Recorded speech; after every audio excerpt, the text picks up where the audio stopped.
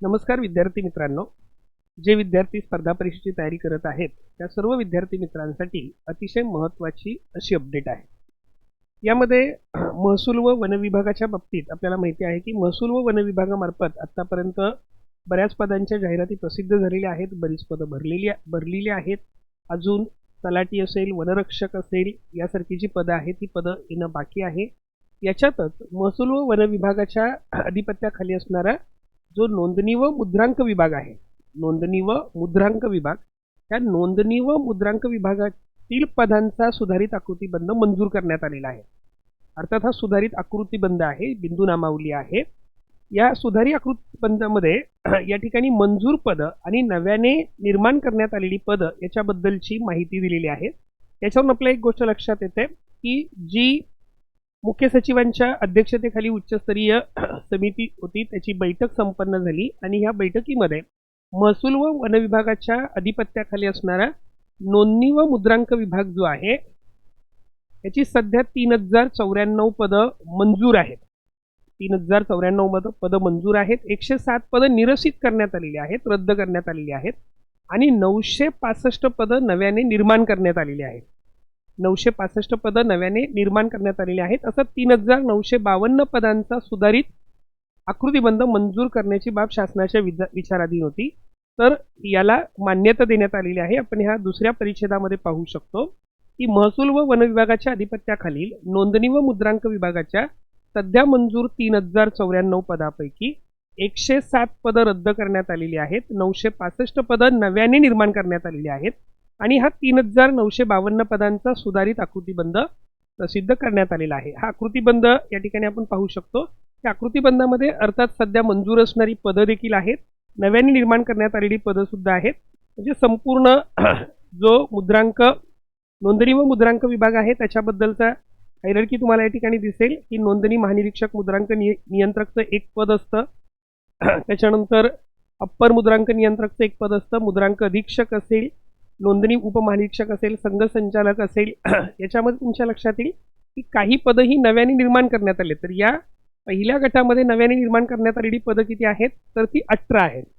18 पदं ही म्हणजे आपण ही वर्ग 1 ची जी पदं आहेत ते आपण पाहू शकतो। गट अ ची 11 पदं राजपात्रीची नव्याने निर्माण करण्यात आलेली आहेत। मग त्यामध्ये नव्याने निर्माण करण्यात आल्यामध्ये मुद्रांक अधीक्षक असेल, नोंदणी उपमहानिरीक्षक असेल,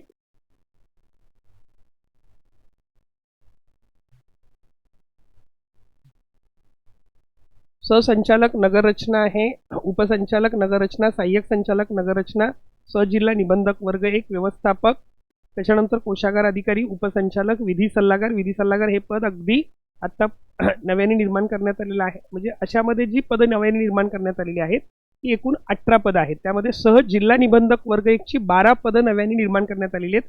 ही खूप महत्त्वाची बाब आहे। सहज जिल्हा निबंधक वर्ग 1 चं जे पद आहे ही 12 पदं नव्याने निर्माण करण्यात आलेली आहेत। म्हणजे येणाऱ्या राज्यसेवा परीक्षांच्या मध्ये ही पदं यातील रिक्त पदं ॲड होऊ शकतील। त्याच्यानंतर सहजिल्हा निबंधक वर्ग 2, सहदुय्यम निबंधक वर्ग 2 किंवा मुद्रांक उपाधीक्षक वर्ग 2 याची 84 पदं ही नव्याने निर्माण करण्यात आलेली आहेत।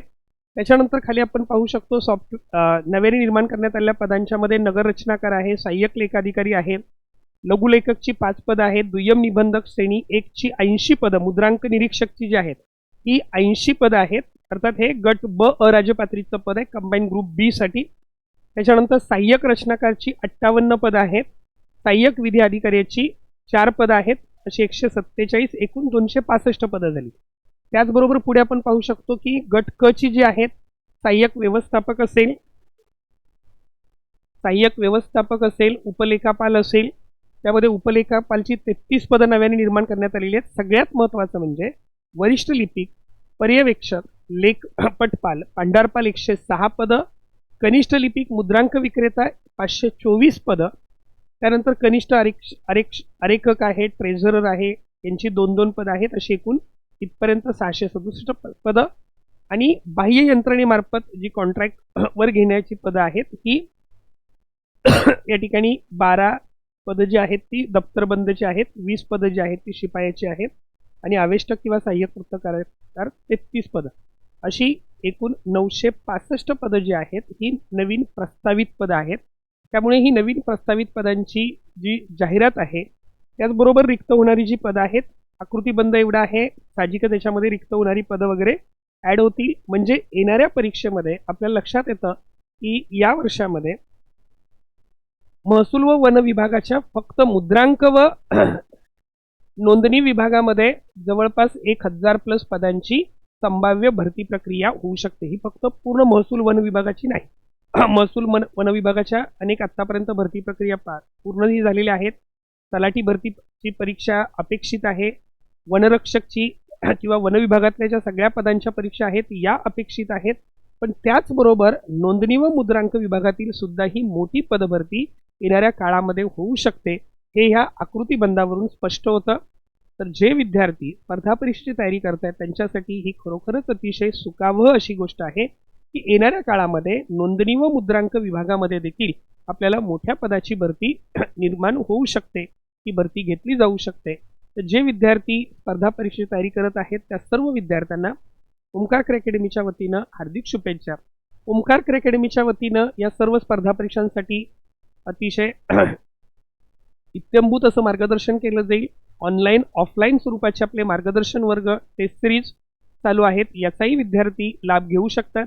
या परीक्षेसंदर्भात तुम्हाला आणखी काही अपडेट हवे असतील तर ओमकार अकॅडमीच्या 9870480875 या भ्रमणध्वनी क्रमांकावर तुम्ही संपर्क साधू शकता.